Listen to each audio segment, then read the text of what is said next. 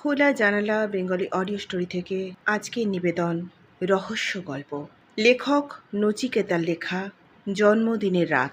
গল্প পাঠ করে শোনাচ্ছি খোলা জানালা বেঙ্গলি অডিও স্টোরি থেকে বর্ণিতা দে পাল।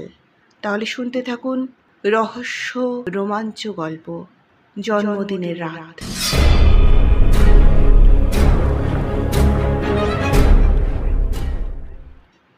লোকটা ফোনে কথা বলছিল।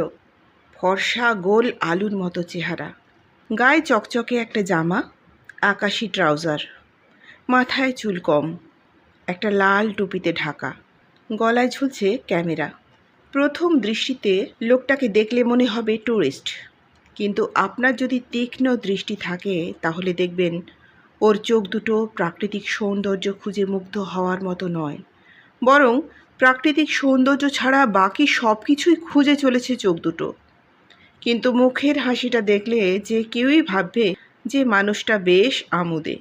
যে হোটেলে লোকটা আছে সেখানে সে বলেছে স্বাস্থ্য ফেরাতে এসেছে, কিন্তু হোটেল থেকে বেরিয়ে লোকটা যা যা করছে তা যদি কেউ দেখতো তাহলে নিশ্চিত বুঝতে পারত লোকটা স্বাস্থ্য ফেরাতে আসেনি। প্রায় 3 মাস লোকটা এখানেই পড়ে আছে। এখানকার আঞ্চলিক ভাষা টুলুটাও মোটামুটি জেনে ফেলেছে। জায়গাটার নাম কাপু। জায়গাটা বেঙ্গালুরু থেকে 450 কিমি দূরে, আর ম্যাঙ্গালোর থেকে 45 কিমি দূরে আরব সাগরের তীরবর্তী একটা বেলাভূমি। এটা উডুপি জেলার অন্তর্ভুক্ত। জায়গাটার আসল নাম কাপ, কিন্তু আঞ্চলিক টুলু ভাষায় জায়গাটার নাম কাপু। জায়গাটার বিশেষত্ব একদিকে পাহাড়, একদিকে সমুদ্র। মূল আকর্ষণ একটা লাইট হাউস। জায়গাটা ভীষণ নির্জন। নিচে দাঁড়িয়ে লাইট হাউসটাকে একটা দৈত্যের মতো মনে হয় ওর ভয়ে সমুদ্রটা আর এগোতে পারছে না। এখানে লোকবসতি ভীষণ কম, টুরিস্টও খুব কম আসে, সেজন্য হোটেলও প্রায় নেই বললেই চলে। পাহাড়ের গায়ে একটা মিশনারি স্কুল আছে, যার ছাত্র সংখ্যা বেশ কম। স্কুলের কাছাকাছি একটা বাজার মতো আছে, একটা না চলা গ্রামীণ ব্যাংক আছে, আছে কিছু কুটির যাতে বাস করে কিছু আঞ্চলিক মানুষ। তাদের সেই অর্থে কোনো পেশা নেই। কখনো মাছ ধরে, কখনো জঙ্গলের কাঠ বেচে, আবার কখনো টুরিস্টদের খাবার বিক্রি করে। টুরিস্ট বলতে কিছু তরুণ তরুণী এখানে আসে, সকালে সমুদ্রে দাপাদাপি করে, দুপুরে জঙ্গলের নরম অন্ধকারে মিশে যায়, তারপর বিকেল হলেই চলে যায়। পড়ে থাকে কৃষ্ণাভ মেঘের মতো বিশাল পাহাড়, সাদা ওড়নার মতো সমুদ্র, আর দৈত্য লাইট হাউস। লোকটা তখন সমুদ্রের ধারে একটা দোকানে বাঁশ দিয়ে তৈরি ফাঁক ফাঁক বেঞ্চে বসে কথা বলছিল ফোনে। দোকানটাকে দোকান বললে দোকানের অপমান হয়। চাটাই আর পাতা দিয়ে তৈরি একটা শেড, আর মাঝে একটা পাকাপাকি উনুন আছে। আছে চা বানানোর একটা বড় পাত্র আর ছাঁকনি, কয়েকটা ঘষা কাঁচের নোংরা গ্লাস আর 5-6টা বয়েম। ভেতরে অতি প্রাচীন কিছু বিস্কুট, যাদের জন্ম তারিখ তারা নিজেরাই ভুলে মেরে দিয়েছে। দোকানি একজন আঞ্চলিক মানুষ, মাঝবয়সী। সে এখন চা বানাতে ব্যস্ত। কাস্টমার মাত্র একজন, চকচকে জামা পরা একটা লোক। এইমাত্র চা এসে পৌঁছলো তার হাতে। ঘষা কাঁচের গ্লাস এক হাতে, অন্য হাতে ফোন, সেটা এখন কানে। লোকটা ফোনে বলছে, আপনার ইনফরমেশন ঠিক নয়। এখানে ওরা দুজন ছাড়া আর কেউ থাকে না। যোগাযোগের কোনো ব্যবস্থাই নেই, মানে ওদের কোনো ল্যান্ডলাইন ফোন নেই, মোবাইলও নেই। থাকলেও অবশ্য কোনো কাজে লাগতো না, কারণ পাহাড়ের উপরে কোনো ফোনেরই নেটওয়ার্ক কাজ করে না। গ্রামীণ ব্যাংকের মিস্টার আয়ার আর মিসেস আয়ার মাঝে মাঝে পাহাড়ের উপরে গেলে ওদের সঙ্গে দেখা করেন, লনে বসে গল্প করেন, আর মিশনারি স্কুলের বাচ্চারা মাঝে মাঝে উপরে চলে যায়, তাও কদাচিৎ। এছাড়া অন্য কারোর সঙ্গে কোনো যোগাযোগ নেই। অন্তত 3 মাসে তো দেখলাম না। এলাকার লোকও অন্য কাউকে কোনোদিন বুড়ো বুড়ির সঙ্গে দেখা করতে আসতে দেখেনি। আমি সব খোঁজ নিয়েই দেখেছি। 2 সপ্তাহে একবার বুড়ো নিচের বাজারটাতে আসে। 2 হপ্তার বাজার করে লোকাল একজন মুটে নিয়ে সেই যে মালপত্র সমেত ওপরে উঠে যায়, 2 হপ্তা আর নামে না। ফোনের ওপাশে অধৈর্য কণ্ঠস্বর। কেউ আসে না? কোনো পোস্টম্যান? চকচকে জামা পরা লোকটা বিরক্ত হয়ে বলে। না, কোনো লোক যায় না। বুড়ির দৌড়াতে সেখানে কাক পর্যন্ত বসতে পারে না। স্কুলের বাচ্চারা মাঝে মাঝে ওদের বাগানে বেড়া ডিঙোলেই বুড়ি লাঠি হাতে অশ্রাব্য গালাগাল দিয়ে সবাইকে তাড়ায়। বুড়োটা সেই তুলনায় শান্ত। বুড়ি না থাকলে সে মাঝে মাঝে বাগানের ফুল ফল বাচ্চাদের দিয়ে থাকে, নইলে বুড়োটাও বুড়ির দাপটে চুপসে থাকে। ফোনের ওপাশের কণ্ঠস্বর চুপ। চকচকে জামা পরা লোকটা বলল। হ্যালো? ওপাশের কণ্ঠস্বর। শুনছি। লোকটা বলল। আমার কাজ তাহলে শেষ, আজ আমি ফিরে যাচ্ছি। আপনার বিলটা পাঠিয়ে দেবো, বাকি পেমেন্টের চেকটা আমার এজেন্সিতে পাঠিয়ে দেবেন। ওপাশের কণ্ঠস্বর একটু অন্যমনস্ক। বুড়োটা 2 হপ্তার বাজার করে ওপরে উঠে যায়। তা কি কি বাজার করে? এপাশের লোকটার বিরক্তির বাঁধ ভেঙে গেল। কি আবার? আপনি আমি যা খাই, যা যা ব্যবহার করি। বলে একটু চুপ করে ফের বলল। ও, একটা কথা জানাতে ভুলে গেছিলাম। 1 হপ্তা আগে বুড়ো বুড়ি মিস্টার আয়ারকে 100 গ্রাম বেকিং পাউডার শহর থেকে আনতে বলেছিল। ফোনের কণ্ঠস্বর চুপ। তারপর চিবিয়ে চিবিয়ে বলল। শর্মা, পেমেন্টের জন্য তাগাদা দিচ্ছিলে না? তোমায় যদি 1 পয়সাও না দিই তাহলে কোনো অন্যায় হবে না। চকচকে জামা পরা ডেকে শর্মা তোতলায়। কেন? ফোনের লোকটা ঝাঁঝিয়ে উঠে বলল। নিজেকে বিরাট প্রাইভেট ডিটেকটিভ ভাবো, তাই না? গাধা, তুমি একটা নিরেট গাধা। 2 জন 80 পেরোনো বুড়ো বুড়ি এই জানুয়ারি মাসের মাঝামাঝিতে কি বানাতে চায়? ডিকে শর্মা আমতা আমতা করে বলে। বোধহয় কেক। ওপাশের লোকটা বলে। ইডিয়েট, কেন জোনাথন গোমস আর মেরি গোমস কেক বানাবে? 25শে ডিসেম্বর তো পার হয়ে গেছে। তুমি তো বললে ওদের কাছে কেউ আসে না, কেউ যোগাযোগ করে না। তাহলে কেন বেকিং পাউডার, কেন কেক? অপদার্থ, কেক সৃষ্টিটা পর্যন্ত ভালো করে পড়নি। তোমাকে 1 পয়সাও দেব না। তোমায় যাকে খুঁজতে পাঠিয়েছিলাম সেই ফ্রান্সিস গোমসের ডেট অফ বার্থটাও জানো না? ডিকে শর্মা মিউ মিউ করে বলে। জানবো না কেন? 15ই জানুয়ারি। বলেই চমকে উঠে বলে। মানে মানে আগামীকাল? ওপাশের কণ্ঠস্বর একটা তাচ্ছিল্যের শব্দ করল। ইয়েস, পথে এসো। কেকটা ফ্রান্সিস গোমসের জন্য বানানো হচ্ছে, যাকে আমরা 4 বছর ধরে পাগলা কুকুরের মতো খুঁজে চলেছি। যাক, তোমার কাজ শেষ, এবার তুমি ফিরে যেতে পারো। তোমার টাকা পৌঁছে যাবে। এবার আমাদের কাজ শুরু। লোকটা ফোনটা কেটে দিল। শীতকালে এখানে সন্ধেটা তাড়াতাড়ি হয়। বোধহয় পাহাড়ের ঘুম পায়। নিচে সমুদ্রে শিরশির শব্দ ঘুম পাড়ানি গানের মতো কাজ করে। পাহাড় এখন গভীর ঘুমে মগ্ন। পাহাড়ের মাঝামাঝি একটা রাস্তায় একটা পুলিশ চেকপোস্ট আছে, তাতে একজন কনস্টেবল থাকে। আজ রাত্রে ছেদিলালের ডিউটি। সন্ধ্যের আগে থেকে সে গাঁজার ধোঁয়ায় আচ্ছন্ন। তার সেই অর্থে কোনো কাজ নেই, ঘুমানো ছাড়া। এ অঞ্চলটায় পাহারা দেওয়ার মতো কিছুই নেই।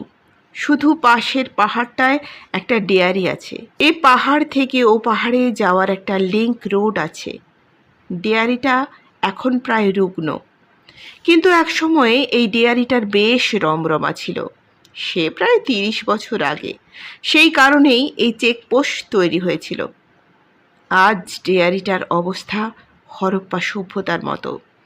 সারাদিনে 2বার গাড়ি এ পাহাড়ের রাস্তা থেকে ও পাহাড়ে যায়, একটা সকাল 6টায় আর একটা রাত 11টায়।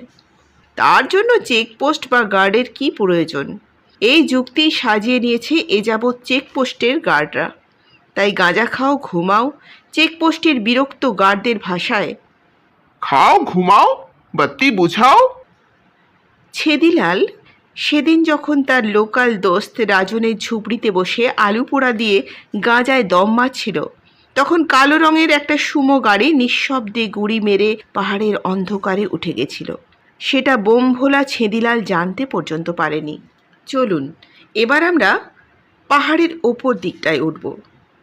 নির্জনতার শেষ পর্যায়ে পৌঁছলে কীরকম অনুভূতি হয় জানা নেই, তবে বোধ হয় এখানকার থেকে খুব একটা কম একা লাগে না। পাহাড়ের ওপরটায় অনেকটা সমতল জায়গা, তারই এক কোণায় খাদের গা ঘেঁষে পুরনো বাংলোটা। বাংলোর বয়স 100-র বেশি। কোনো এককালে ইংরেজরা বানিয়েছিল। বছর 4 আগে মিস্টার জোনাথন গোমস এই বাংলোটা এবং পুরো পাহাড়ের ওপরটা কিনে চলে এসেছিলেন। জোনাথনের বয়স 85, তার স্ত্রী মেরির বয়স 80। মেরির বাগান করার শখ, তাই বাংলোর সামনেটায় একটা সুন্দর বাগান কাঁটা তার দিয়ে ঘেরা। বুড়ো বুড়ি সারাদিন বাগানের কাজ করে কাঁপা কাঁপা হাতে, আর বিকেলবেলা ওদের বানানো খাদের ধারের বেঞ্চটায় এসে বসে, সূর্যাস্ত দেখে কাটায়। আদর্শ অবসর জীবনযাপন। এরা কোথা থেকে এসেছে কেউ জানে না। গ্রামীণ ব্যাংকের ম্যানেজার মিস্টার আয়ারই একমাত্র ওদের সঙ্গে মেশে। এখানে তো আর কোনো মানুষই নেই যাদের সঙ্গে কথা বলা যায়। সেই কারণেই মিস্টার আয়ারকে মাঝে মাঝে বুড়ো বুড়ির কাছে আসতে হয় একঘেয়েমি কাটানোর জন্য। মিস্টার আয়ার কথায় কথায় জানতে পেরেছিল গোমসরা আগে গোয়ার বাসিন্দা ছিল। সুমো গাড়িটা প্রায় নিঃশব্দে সমতল জায়গায় উঠে এলো, তারপর একটা বট গাছের আড়ালে নিজের জায়গা করে নিল। গাড়িতে চালক ছাড়া আরও 2 জন মানুষ। 3 জনেই গাড়ি থেকে নামলো। সামনে খাদের ধারে বাংলোটা, ভেতরে ক্ষীণ একটা আলো জ্বলছে। সেখান থেকে প্রায় 100 ফুট দূরে 3 জন মানুষ দাঁড়িয়ে। বাংলোটাকে দেখে মনে হচ্ছে একটা মুমূর্ষু যক্ষ্মা রোগী, যে কোনো সময় যার চোখে অন্ধকার নামতে পারে।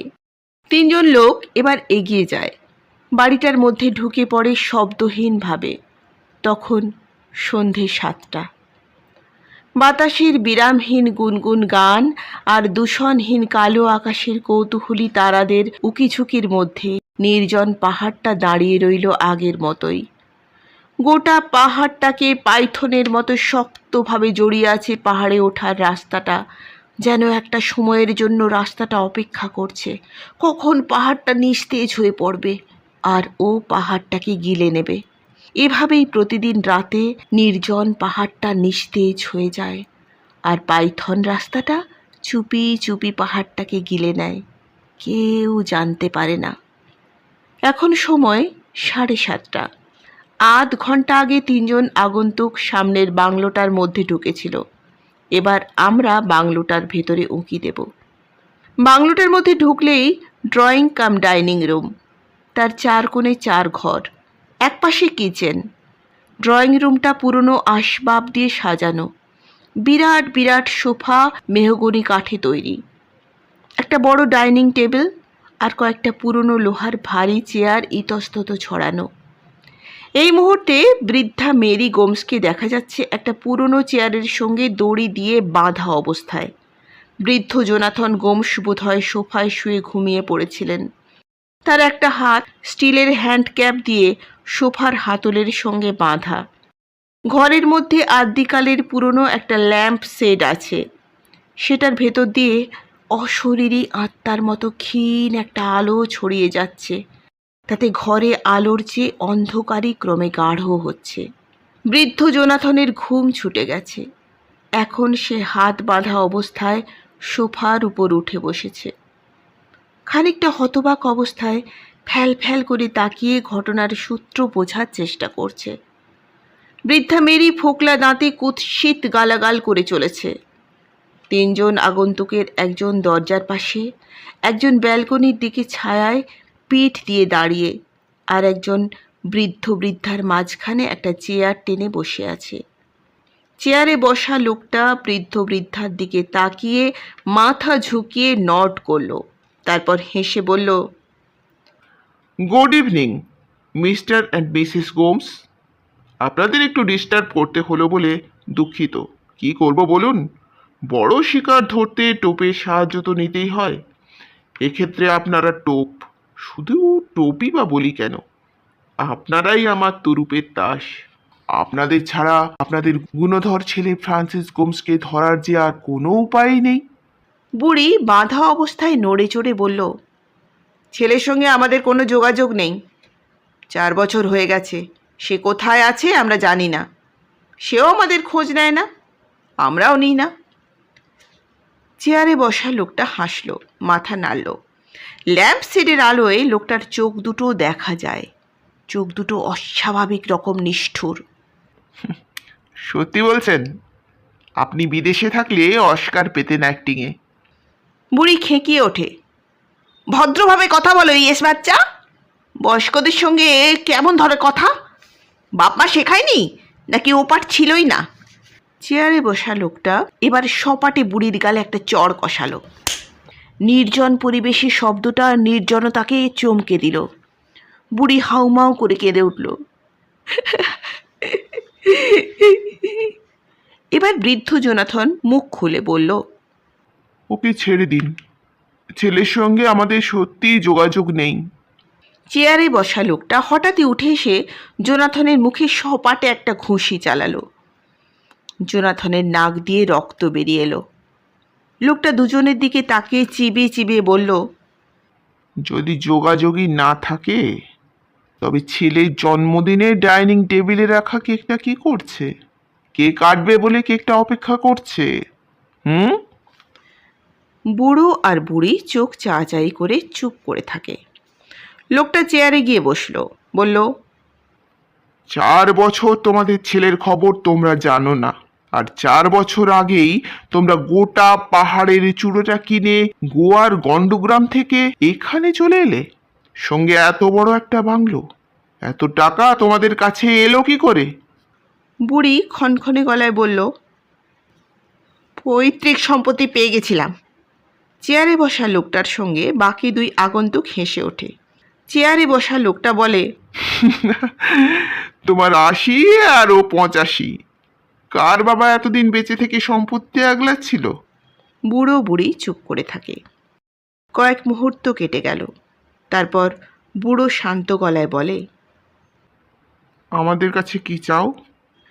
লোকটা বলে, তোমাদের ছেলে আমাদের 300 কোটি টাকা ঝেড়ে দিয়েছে, সে টাকা ফেরত চাই, ব্যাস। বুড়ো বলে, তো আমার ছেলের কাছেই যাও, আমাদের বুড়ো বুড়ির উপরে এ অত্যাচার কেন? চেয়ারে বসা লোকটা হেসে উঠল কদর্যভাবে। চিবিয়ে চিবিয়ে বলল, তাই তো এখানে এসেছি। আজ তোমাদের ছেলে নিশ্চয়ই এখানে আসবে, নইলে এত ঘটা করে কেক বানানো কেন? সারা ঘরে এত রঙিন রিবন ঝোলানো কেন? গত 4 বছর ধরে হন্যে হয়ে খুঁজছি, আজ শালাকে ধরবই। বুড়ো বলল, তারপর? তারপর কি করবে? লোকটা বলে, তারপর তারপর একটু একটু করে ওর সমস্ত বডিটা কুচিয়ে কুচিয়ে কাটবো। শালা 12টার মধ্যে নিশ্চয়ই আসবে, নইলে তো জন্মদিন পার হয়ে যাবে। কি বলো? বুড়ি বলে ওঠে, আর যদি না আসে? লোকটা বলে, তাহলে তোদের কাটবো। বৃদ্ধ অস্ফুটে বলে। এমনি কি আর ছেড়ে দেবে? লোকটা লজ্জিতভাবে হাসে। ভাবটা এমন যেন বুড়োটা ধরে ফেলেছে। বুড়োটা একটা দীর্ঘশ্বাস ফেলে বলে, তাহলে আর কি, 12টা অবধি অপেক্ষা করো। লোকটা বলল, উপায় নেই, ও না আসা অবধি তোমাদের বাঁচিয়ে রাখতেই হবে। তোমাদের ছেলে তোমাদের সঙ্গে যোগাযোগ রাখে না জানি, কিন্তু মানতে পারছি না, কারণ সে ছিল আমাদের মধ্যে গুড বয়, পিতৃভক্তি এবং মাতৃভক্তির পরাকাষ্ঠা। মায়ের কথা বলতে গিয়ে তার চোখ ভিজে যেত। আমাদের মধ্যে ওই ছিল সবচেয়ে হোমসিক, প্রতি মাসে বাড়ি আসা চাই চাই, একেবারে লালু লাল, মায়ের গোপাল, ন্যাকা পশু। বুড়ি গালাগাল দিয়ে উঠল, এই চুপ! আমার ছেলের নামে বাজে কথা বলছিস? সামনে এসে দাঁড়ালে তো মুতে দিবি রে। লোকটা মারবে বলে হাত তুলল। বুড়ো বলে ওঠে, ওকে মেরো না, ওর ব্লাড প্রেশার খুব হাই। ওই টেবিলে কালো শিশিটার একটা ওষুধ ওকে দেবে? ওষুধ খাওয়ার সময়টা পার হয়ে যাচ্ছে, প্লিজ। লোকটা বলে, আমাদের চাকর পেয়েছো? চুপ করে বসো, নইলে পাছার ছাল ছাড়িয়ে নেব। বুড়ো চাপা স্বরে বলে। আমারও গলা শুকিয়ে যাচ্ছে। সামনে বসা লোকটা শুনতে পায়, বলে, আহা কি আহ্লাদ, তাহলে কি পানীয় দেব? বুড়ো বলে, হলে মন্দ হয় না, আমি না হয় তোমাদের খাওয়াই। ওই বুক সেলফটার নিচটা খুললে 2 বোতল স্কচ পাবে। আমায় একটু দিও, তোমরা বাকিটা মেরে দিতে পারো। সামনে বসা লোকটা বাকি দুজনকে নির্দেশ দেয়। একজন শেল্ফের নিচ থেকে একটা বোতল বের করে লোকটার সামনে এনে রাখে। লোকটার চোখ চকচক করছে, মুখে মৃদু হাসি। বাকি দুজনের উদ্দেশ্যে বলে, তোরাও খা, কিন্তু দেখিস মাতাল হয়ে যাস না যেন। বুড়িটা বলে ওঠে, তোর তো সে ভয় নেই, কারণ তুই তো পিপে পিপে মদ গিলেও সোজা দাঁড়িয়ে থাকিস। তোর কথা আমি সব জানি। লোকটা বোতলের ছিপি খুলছিল, হাত থেমে গেল। বলল, কি জানিস তুই আমার সম্বন্ধে? বুড়িটা কদর্য একটা গালি দিয়ে বলল, তুই তো সুমন ভাল্লা, আমার ছেলের গ্রুপের সেকেন্ড ইন কমান্ড ছিলি। আমার ছেলের সঙ্গে রতে চাকরি করতি, তারপর তোরা একসঙ্গে চাকরি ছেড়ে ব্যবসা করতে গেছিলি হংকং। তোকে চিনব না? 1 নম্বরের বজ্জাত তুই, আস্ত মদের পিপে, 24 ঘন্টা মদ খাস। লোকটা একটু তেড়ছাভাবে হাসলো। হো বাবা, সব খবরই তো জানো, এরপরও বলবি ছেলের সঙ্গে তোর যোগাযোগ নেই? বুড়ি চুপ করে থাকে। সুমন ভাল্লা একটা গ্লাসে স্কচ ঢালে, তারপর বোতলটা বাড়িয়ে দেয় 2 সাগরেদের দিকে। আবার বুড়ির দিকে তাকিয়ে বলে, বল দেখি কি জানিস? গ্লাসে একটা চুমুক দিল। বুড়ি বলল, তুই তো আমার ছেলেকে খুন করতে চেয়েছিলি, গুলি করেছিলি। সুমন বলল, না, সেটা আমি না, তবে সে আমারই লোক। বুড়ি বলল, সে একই হলো, তোর লোকেরা তো তোরই মতো নেড়ি কুত্তা। আমার ছেলেকে গুলি করে তোরা সমুদ্রে ফেলে দিয়েছিলি। সুমন সজোরে মাথা নাড়ল। ওই একটা ভুল বোঝাবুঝি, আমি এর মধ্যে ছিলাম না। বুড়ি ঝাঁঝিয়ে উঠল, লোকগুলোকে কে অ্যাপয়েন্ট করেছিল, তুই না তোর বাবা? দায়িত্ব এড়ালে চলবে? তারপরেই বুড়ি চোখ নাচিয়ে মজা করার মতো বলল, তারপর আমার ছেলে তোদের কেমন টায়ার দিল সেটা বল। সুমন ভাল্লা গম্ভীর হয়ে গেল। ধীরে ধীরে গ্লাসে চুমুক দিতে দিতে বলল, আর সেই জন্যই তো বনে বাজারে বুনো হাঁস তাড়া করে বেড়াচ্ছি। পরিবেশটা কেমন থমথমে হয়ে উঠেছে। এমন সময় সুমন ভাল্লার 2 সাগরেতের একজন বলল, কি হয়েছিল ব্যাপারটা? সুমন ভাল্লা একটু ইতস্তত করে শুরু করলো, আমরা ভারত সরকারের সুরক্ষা বিভাগে চাকরি করতাম। আমি ফ্রান্সিস, রতনলাল আর ওয়াদিং শেরপা। বহু দুঃসাহসিক অভিযানে আমরা জয় করেছি, আহত হয়েছি, মৃত্যুর মুখ থেকে ফিরে এসেছি। একসময় ঠিক করি চাকরি ছেড়ে ব্যবসা করব, চলে যাই হংকং সিকিউরিটি সার্ভিসের বিজনেস করতে। আসলে আমরা ঠিক করেছিলাম চাকরি করব না। চাকরিতে আমরা যে পরিমাণে ঝুঁকি নিই তা নিজেদের জন্য নিলে অনেক বেশি লাভবান হওয়া যায়। সেই কারণেই ব্যবসা করতে যাওয়া। 2 বছর কাটলো হংকংয়ে, কিন্তু ব্যবসা জমল না। তখন আমাদের আন্ডারওয়ার্ল্ড কানেকশন থেকে রতনলালা খবর নিয়ে এলো যে ইন্স্যুরেন্স কোম্পানি প্রায় 300 কোটি টাকার সোনা হাইতিতে নিয়ে যাওয়া হচ্ছে মিনিমাম সিকিউরিটিতে। আমরা ঠিক করলাম জাহাজটা লুট করব। দল তৈরি হলো, ফ্রান্সিস গেল মূল অপারেশনে, আমি রইলাম যোগাযোগে। সবই ঠিকঠাক যাচ্ছিল। জাহাজ থেকে সোনা নিয়ে ওরা তুলেও ফেলেছিল, কিন্তু বিপদ বাঁধল অন্যদিকে। আমাদের জানা ছিল না যে জাহাজটাতে এক ঝাঁক মেয়ে ছিল। তারা যাচ্ছিল হাইতিতে ছুটি কাটাতে। অস্ত্র হাতে অতগুলো জোয়ান মদ্য নিজেদের আর সামলাতে পারেনি, ঝাঁপিয়ে পড়েছিল। সোনা ততক্ষণে পাচার হয়ে গেছে বোটে। ফ্রান্সিস সেই কাজটাই করেছিল। হঠাৎ জাহাজ থেকে মেয়েদের হই হল্লা শুনে বোট থেকে জাহাজে ডেকে উঠে যায় এবং মেয়েগুলোকে ছেড়ে সবাইকে বোটে ফিরে যেতে বলে। কিন্তু কে কার কথা শোনে? তখন বাধ্য হয়ে ফ্রান্সিস বলে, মেয়েগুলোকে ছেড়ে না দিলে গুলি চালাবো। গুলি চলল, তবে গুলি করলো ওয়াজিন শেরপা ফ্রান্সিসকে লক্ষ্য করে। গুলি খেয়ে ফ্রান্সিস ডেক থেকে ছিটকে পড়ল সমুদ্রের জলে। আসলে জঘন্য উত্তেজনায় সশস্ত্র লোকগুলোর মাথা কাজ করছিল না, তাই কেউ খেয়াল করলো না গুলিটা লাগলো ফ্রান্সিসের কাঁধে, বুকে নয়। আর ওর নাম ফ্রান্সিস গোমেজ, ভারত সরকারের সুরক্ষা বিভাগের জাহাবাজ অফিসার, আমাদের গ্রুপের টপ স্কোয়ার। যে কোনো অবস্থাতে মাথা ঠান্ডা রাখার ট্রেনিং করছিল। মৃত্যুকে বুড়ো আঙুল দেখিয়েছিল বহুবার। ওকে মারা অত সহজ নয়। অত সহজে অত তাড়াতাড়ি ও মরতে পারে না।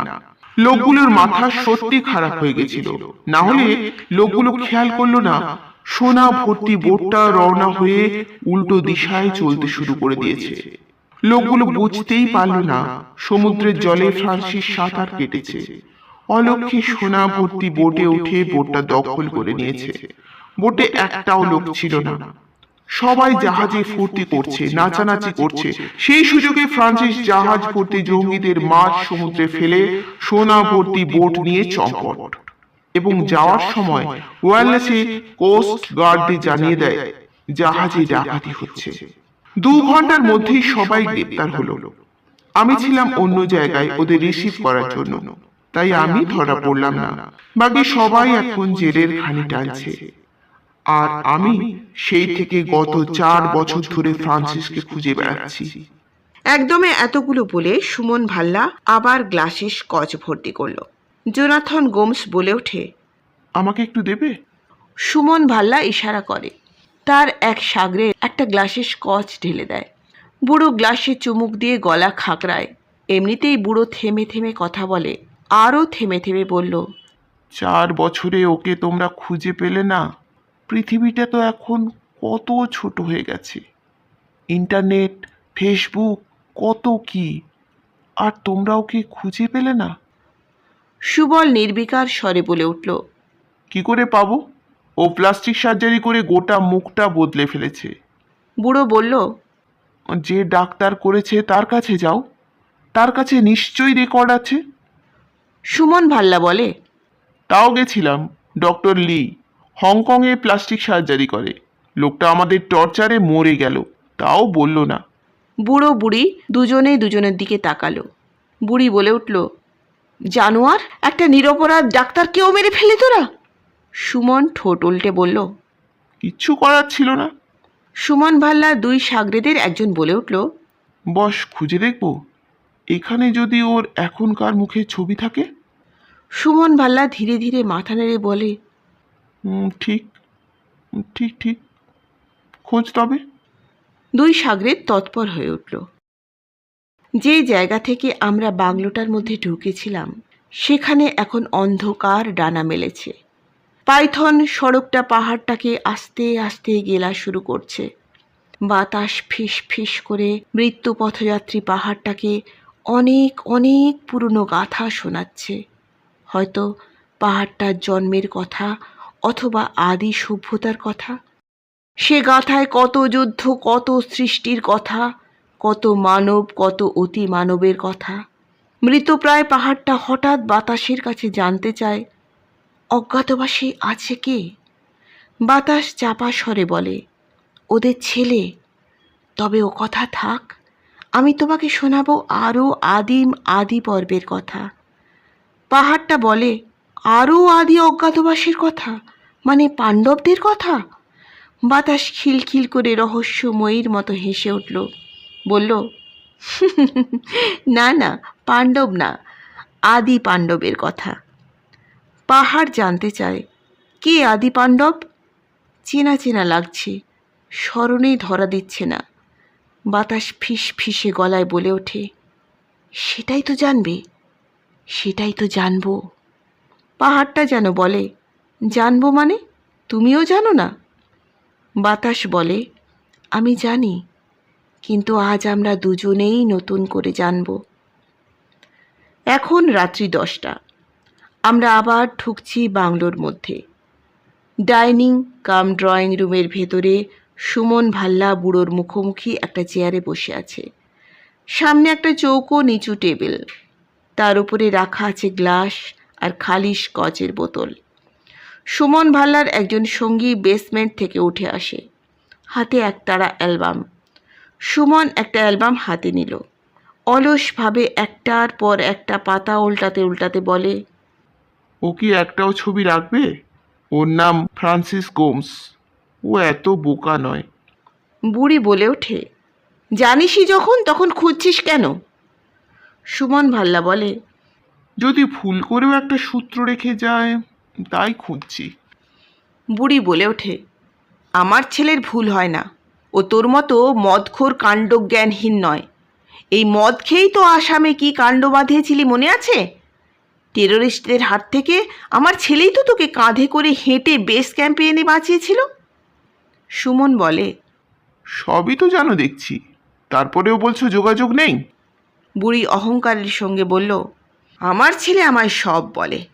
সুমন ভাল্লা অ্যালবাম থেকে মুখ তোলে, বলে, তার মানে স্বীকার করছো যে তোমার ছেলের সঙ্গে তোমার এখনো যোগাযোগ আছে? অর্থাৎ তোমার ছেলে আজ আসছে তার জন্মদিনের কেক কাটতে, আর তো 1.5 ঘন্টা বাকি 12টা বাজতে, তার মধ্যে নিশ্চয়ই আসবে, কি বলো? বুড়ি বলে, আমি জানি না। বৃদ্ধ জোনাথন মৃদু স্বরে বলল, যদি সত্যি আসে সামলাতে পারবে? সুমন ভাল্লা বলল, এইটা একটা কাজের কথা বলেছ। তোমার এই 1 নম্বর তুখোড় ছেলেকে সামলানো সত্যি মুশকিল। এই যে তোমায় বেঁধে রেখেছি, তোমার ছেলে হলে কি আর বেঁধে রাখতে পারতাম হ্যান্ডক্যাপ দিয়ে? তারপর বুড়ির দিকে তাকালো, বলল, এটা নিশ্চয়ই তুমি জানো, তোমার ছেলে অপারেশন করে হাতের বুড়ো আঙুল দুটো ডিসকোলেট করে রেখেছিল, যাতে প্রয়োজন মতো বুড়ো আঙুলটা টানলেই হাতের মুঠোটা সরু আর ছোট হয়ে যায়। ওকে কে যেন বলেছিল সেকালের ম্যাজিশিয়ান হুডিনি নাকি এইভাবে হ্যান্ডক্যাপ খুলে বেরিয়ে আসতে পারতো। আমাদেরও বলেছিল এই অপারেশনটা করাতে, কিন্তু ব্যাপারটা খুব পেইনফুল, তাই গা করিনি। বুড়ি নিরুত্তাপ। সুমন ভাল্লা বুড়োর দিকে তাকিয়ে বলল, হ্যাঁ, যা বলছিলাম, এই ক্ষেত্রে তোমার ছেলেকে সামলানোর ব্যাপারে আমাদের একটা সুবিধে হলো যে সে জানে না যে আমরা তার খোঁজ পেয়ে গেছি। ও এখানে আচমকা এসে আমাদের দেখে নিজেকে সামলাতে না সামলাতেই আমরা ওকে পড়ে ফেলবো। আর ওর প্রাণভোমরা ওর মা আমাদের কবজায়, যে মা ওর জন্য সারা জীবন নাকি কত কষ্ট করেছে, সে মায়ের জন্য ন্যাকাটা সারাক্ষণ মন কাঁদে। যে মাকে ছাড়া ও একদম থাকতে পারে না, সেই মাকে আজ মৃত্যুমুখে দেখে আমাদের 300 কোটি টাকা নিশ্চয়ই ও ফিরিয়ে দেবে, কি বলো? বুড়ো বুড়ি দুজনে দুজনের দিকে তাকায়, চুপ করে থাকে। সুমন ভাল্লা মাথা নিচু করে অ্যালবামের পর অ্যালবামের পাতা উল্টে যাচ্ছে। ঘড়ির কাঁটা টিক টিক করে নড়ে চলেছে। সময় রাত 11টা। সুমন ভাল্লার দুই সঙ্গী অস্থিরভাবে পায়চারি করে চলেছে। ঘরে দম বন্ধ করা অবস্থা। লোহার সোফার সঙ্গে এক হাতে হ্যান্ডক্যাপ বাঁধা অবস্থায় বুড়ো জোনাথন গোমস জুলজুল করে দেখে চলেছে। চেয়ারের সঙ্গে বাঁধা অবস্থায় বুড়ি মেরি গোমস ঘড়ির দিকে তাকিয়ে, সময় যেন আর কাটছে না। এমন সময় তীব্র একটা আলো ঘরের মধ্যে ঝলসে উঠল। নিচের বাঁক থেকে একটা গাড়ি উপরে উঠছে, তারই আলো বাংলোর মধ্যে এসে পড়েছে। সুমন ভাল্লার এক সাগরেদ দরজার দিকে উঁকি মেরে বলে, বস, ওপরে একটা গাড়ি উঠছে, এটা নিশ্চয়ই সে। সুমন ভাল্লা চটপট পকেট থেকে রিভলভারটা বের করলো। সাগরেদদের উদ্দেশ্য করে বলল, তোরা শিগগিরই একজন পাহাড়ের ঢালের আড়ালে আরেকজন ওক গাছটার আড়ালে দাঁড়া, ঘরে ঢুকতে দিবি, ঘরে ঢুকলেই পেরে ফেলবো। দুজন সাগরেদ বাইরের অন্ধকারে মিশে গেল। এবার সুমন ভাল্লা উঠে দাঁড়ালো। তার কোল থেকে অ্যালবামগুলো মাটিতে পড়ে গেল। অ্যালবাম থেকে একটা আলগা ছবি হঠাৎ ছিটকে পড়ে। সেটা তুলে নিয়ে সুমন ভাল্লা কিছুক্ষণ কি যেন দেখে, তারপর হুড়মুড় করে ল্যাম্প স্ট্যান্ডটার দিকে এগিয়ে যায়। সেখানে আলোয় খুঁটিয়ে ছবিটা দেখতে দেখতে তার মুখটা হাঁ হয়ে যায়। দু চোখে অবিশ্বাস আর বিস্ময় ঝরে পড়ছে। একসময় সে মুখ তোলে, কিন্তু ততক্ষণে বড় দেরি হয়ে গেছে। জোব্বায় ঢাকা বৃদ্ধ জোনাথন গোমস তার ঠিক 1.5 হাতের মধ্যে দাঁড়িয়ে আছে। অবিকৃত অবস্থায় হ্যান্ডক্যাপটা লোহার চেয়ারের হাতলে ঝুলছে। সুমন ভাল্লা চমকে ওঠারও সময় পেল না। একটা হাত সজোরে তার কণ্ঠনালীর উপরে আঘাত করল। সুমন বুঝতে পারল তার কণ্ঠনালী ভেঙে গেল। সে গলা দিয়ে আওয়াজ বের করতে পারছে না। পরক্ষণে সুমন টের পেল ওর কিডনির ওপর সজোরে 2টো পাঞ্চ। জোব্বা পরা মানুষটা চরকির মতো ঘুরে গিয়ে ওর পেছনে এসে গেছে। সুমন বুঝল সে আর দাঁড়িয়ে থাকতে পারছে না। সে ধীরে ধীরে হাঁটু মুড়ে বসে পড়েছে। জোব্বা পরা মানুষটা এবার বিদ্যুৎ গতিতে বাংলোর বাইরে বেরিয়ে গেল এবং অন্ধকারে মিশে গেল। সুমন ভাল্লার গলা দিয়ে গল গল করে রক্ত বেরোচ্ছে। গলা দিয়ে ঘড় ঘড় শব্দ ছাড়া কিচ্ছু বেরোচ্ছে না। উঠে দাঁড়াতে পারছে না, কোমরে অসহ্য যন্ত্রণা। মিনিট খানেকের মধ্যেই জোব্বা পরা মানুষটা ঘরে ঢুকলো। দ্রুত পায়ে টেবিল থেকে কেক কাটার ছুরিটা তুলে নিল। মুহূর্তের মধ্যে চেয়ারে বাঁধা মেরি গোমসের দড়ি কেটে দিল। বুড়ি বিড়বিড় করে বলল, তোমার রিফ্লেক্স কমে যাচ্ছে, এত সময় লাগে? জোব্বা পরা মানুষটা সুমন ভাল্লাকে কাঁধে তুলে নিতে নিতে বলল, এসে বলছি। তারপরেই নিমেষে ঘরের বাইরে ছায়ার মতো মিলিয়ে যায়। সুমনকে নিয়ে মানুষটা অন্ধকারের মধ্যে লুকিয়ে থাকা সুমনদের কালো সুমো গাড়িটার কাছে আসে। দরজা খুলে সুমনকে ড্রাইভারের পাশের সিটটায় বসিয়ে দেয়। সুমন মাথা ঘোরাতে পারছে না। চোখ ঘুরিয়ে দেখে পিছনের সিটে তার দুই সাগরেদ আধশোয়া অবস্থায় পড়ে আছে। সুমন ভাল্লার অভিজ্ঞ চোখ বুঝিয়ে দেয় ওর দুই সাগরেদই আর বেঁচে নেই, সম্ভবত ঘাড় মোটকে মারা গেছে। জোব্বা পরা মানুষটা এবার এক ছুটে বাংলোর মধ্যে ঢুকে গেল এবং খালি স্কচের বোতল নিয়ে তখনই বেরিয়ে এলো। এবার মানুষটা ড্রাইভারের সিটে বসলো।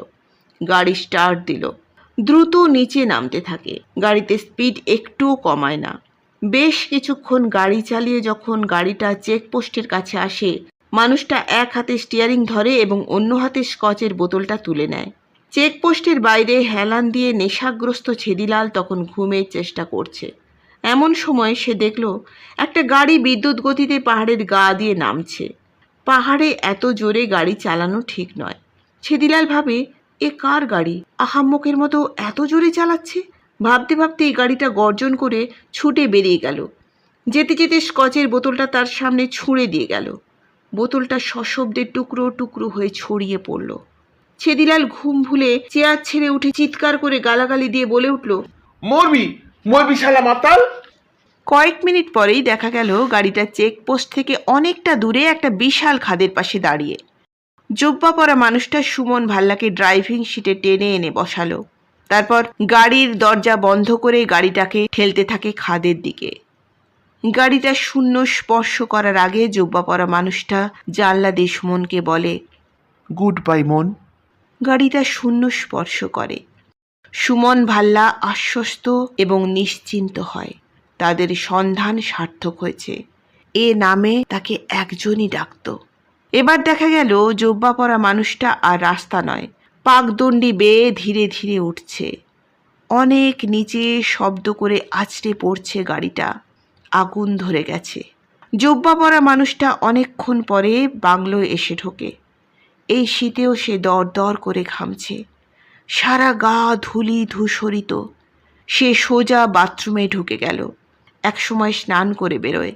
তার শরীরে এখন অন্য একটি জোব্বা। বুড়ি গজগজ করছে, প্রায় 1 ঘন্টা দেরি হয়ে গেল, তোমার রিফ্লেক্স কমে যাচ্ছে, এত সময় লাগালে কোন আক্কেলে?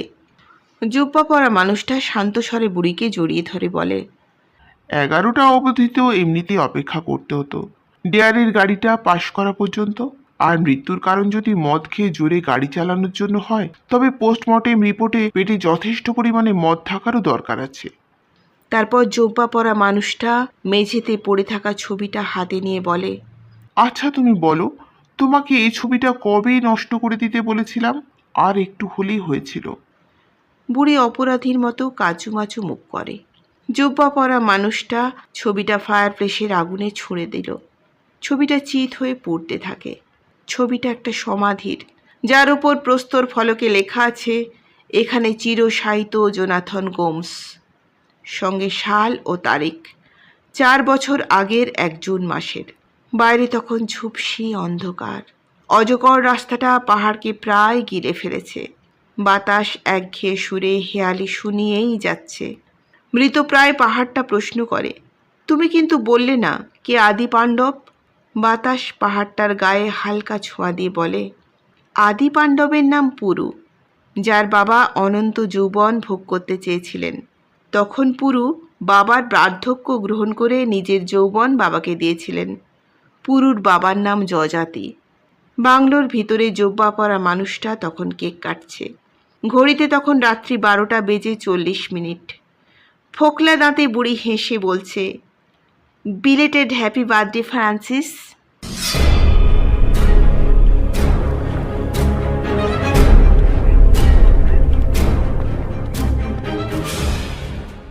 এতক্ষণ আপনারা শুনছিলেন লেখক নচিকেতার লেখা রহস্য গল্প জন্মদিনের রাত। খোলা জানালা বেঙ্গলি অডিও স্টোরি থেকে গল্প পাঠ করে শোনালাম বর্ণিতা দেপাল। গল্প শ্রুতি সুখকর করার জন্য আমি পিচ আপ ডাউন করে পুরুষ কণ্ঠ আনার চেষ্টা করি। আপনাদের ভালো লাগলে প্লিজ কমেন্ট করে জানাবেন কেমন লাগছে।